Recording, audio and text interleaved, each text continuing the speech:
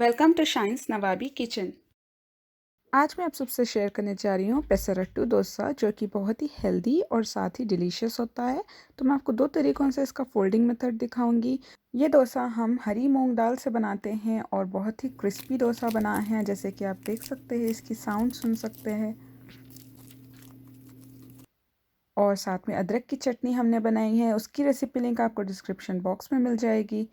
तो सबसे पहले मैंने यहाँ लिया है 1 कप साबित हरी मूंग दाल और साथ ही इसमें हम डालेंगे बासमती राइस। इससे क्रिस्पी डोसा बनेगा। ये डालना however is optional. 2 to 3 teaspoons डाल रही हूँ मैं यहाँ बासमती राइस। राइस डालने से हमारे डोसे एक्स्ट्रा क्रिस्पी बनेंगे। आप चाहे तो पोहे का भी इस्तेमाल कर सकते हैं। अब इस चावल और दाल को मैंने यहाँ 3 से 4 बार वॉश कर लिया है अच्छी तरह से, इस तरीके से। अब ये अच्छी तरह वॉश हो गए हैं, तो मैं इसमें करीब 2 कप्स ऑफ वाटर डालूँगी। वाटर मैं यहाँ बराबर ले रही हूँ ताकि हम इसी पानी में इसे ग्राइंड कर सकें। तो इसे हम सोक करने के लिए ओवरनाइट रख देंगे। आप एटलीस्ट 6 आवर्स तक भी इसे सोक करके रख सकते हैं। अगर आपने मेरे चैनल पर अभी तक सब्सक्राइब नहीं किया है तो साथ में बेल आइकन भी हिट करिए ताकि आपको मेरी नई रेसिपी की अपडेट्स तुरंत मिल जाए। तो मैंने इसे ओवरनाइट सोक कर दिया है। देखिए, इसका डबल साइज़ हो गया है, अब अच्छी तरह फूल गए हैं।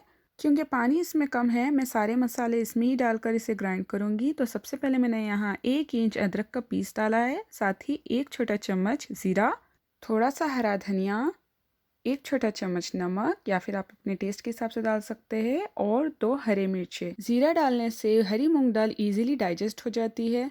अब इसे हम ग्राइंड कर लेंगे फाइन पेस्ट होने तक। पानी हमने बराबर लिया है, लेकिन आपको अगर महसूस हो तो थोड़ा और पानी डाल सकते हैं आप। अच्छी तरह सोक करने पर देखिए हमारा बैटर कितनी अच्छी तरह नाइस फ्लफ़ी एंड लाइट बना है। इससे हमारे डोसे क्रिस्पी बनेंगे। इसकी consistency thick, flowy and smooth होनी चाहिए। तो हमने यहाँ तवे को गरम कर लिया है। ये नॉन स्टिक पैन है। तवा ज़्यादा गर्म लगे तो आप इस पर थोड़ा सा पानी स्प्रिंकल करके वाइप कर सकते हैं किचन टॉवल की मदद से। इससे ये होगा कि टेम्परेचर जो है तवे का थोड़ा सा कम हो जाएगा, विच इज़ आइडियल। तो हमने यहाँ 1 चम्मच भरकर इस पर डोसे का बैटर डाला है और स्लोली स्लोली से हम गोल फिराएंगे इस तरीके से। तो जहाँ भी आपको खाली स्पेसेस नज़र आए उसे इस तरह फिल कर सकते हैं आप, और बिल्कुल हल्का हाथ से आपको इस तरह से फिराते जाना है। अब हम इस पर थोड़ा सा ऑयल डालेंगे। आप चाहे तो घी का भी इस्तेमाल कर सकते हैं या फिर आप ऑयल के बिना भी बना सकते हैं। डोसा ब्राउन होना स्टार्ट हो गया है, तो मैं इसे ट्रायंगल शेप दे रही हूँ और इसे फोल्ड कर रही हूँ। डोसे को पलटाकर हम 1 मिनट के लिए पका लेंगे और बस अब ये रेडी हो जाएगा सर्व करने के लिए। डोसे को हमें इमीडिएटली सर्व करना होगा ताकि ये क्रिस्पी रहे जब हम सर्व करें। दूसरे डोसे को भी हम उसी तरह गोल फिरा कर तैयार कर लेंगे और इस पर थोड़ा सा ऑयल या घी लगा लेंगे। स्टफिंग के लिए हमने यहाँ लिया है grated carrots, finely chopped onions and coriander leaves. तो हमने इस पर थोड़ा सा गाजर डाल दिया है और साथ ही थोड़ी सी प्याज और हरा धनिया। आप चाहे तो हरी मिर्च भी चॉप करके डाल सकते हैं।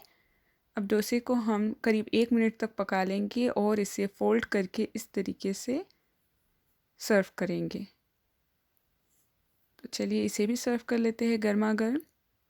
मैंने यहाँ अदरक की चटनी और थोड़े से गाजर प्याज के साथ इसे सर्व किया है। अदरक की चटनी की रेसिपी, जिसे अल्लम की चटनी भी कहते हैं, उसकी रेसिपी लिंक आपको डिस्क्रिप्शन बॉक्स में मिल जाएगी। अल्लम की चटनी में अदरक और ज़ीरे का इस्तेमाल होता है, जिसकी मदद से डोसा इजीली डाइजेस्ट हो जाता है। तो ये क्रिस्पी डोसा तैयार है। Thank you so much for watching.